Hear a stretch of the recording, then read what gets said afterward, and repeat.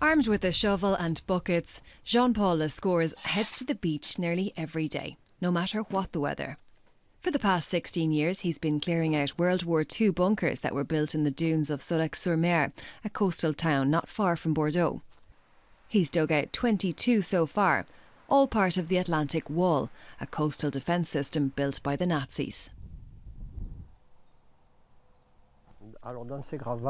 Along with all the sand, I found a lot of glass shards and other trash. I cleared it all out and sorted it over here. After the war, the bunkers were forgotten about, and eventually they were covered in sand. A few were used by teenagers as a place to hang out. Now they are accessible to the general public. Lescours immersed himself in the history of the Atlantic Wall and knows the bunkers inside out. He's now passing his knowledge on to Fabrice, a local youth who will eventually guide tours. Watch your head. What would happen if the enemy would notice smoke and throw a grenade down the chimney? It falls into a concrete box inside the wall.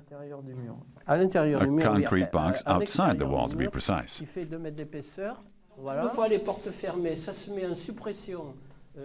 Lescours' own family history is closely tied to the bunkers. His father was forced by the Nazis to work on the construction of fortifications in the area. And just after the war ended, Lescours' sister was accidentally killed by a German grenade. The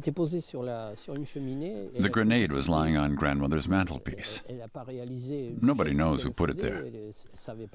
Maybe my sister thought it was a perfume bottle. She didn't realize what it was when she picked it up. I was standing behind her when the grenade exploded. Nothing happened to me. I was shielded by her body. But my sister was torn apart. For years, Lescours couldn't talk about it. He failed at school and he became a problem child.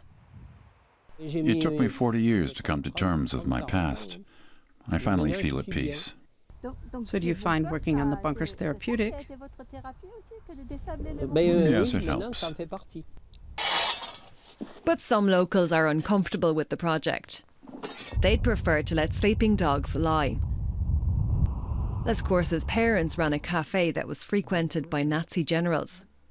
They, like many locals at the time, had collaborated with the Germans. When I was a child, I considered the Germans friends. Not terrorists or murderers. They were very civil, very polite.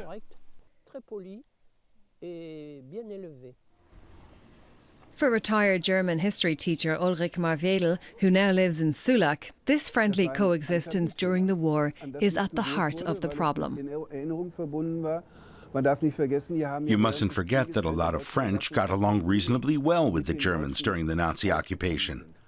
Unlike in other areas, there was no resistance in the region around Sulak.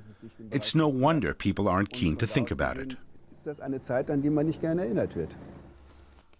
Jean-Paul Lescours is convinced that history should be told as it truly happened, even one's own. I want to give young people a sense of what life is like during times of war and occupation. I want to keep the memory alive, so that nothing like this will ever happen again. It's a way of working for peace.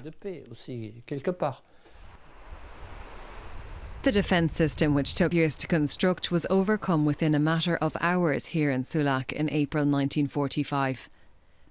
From a military standpoint, the bunkers proved useless. But perhaps they have now found a purpose, 70 years on, as memorials, reminders of history.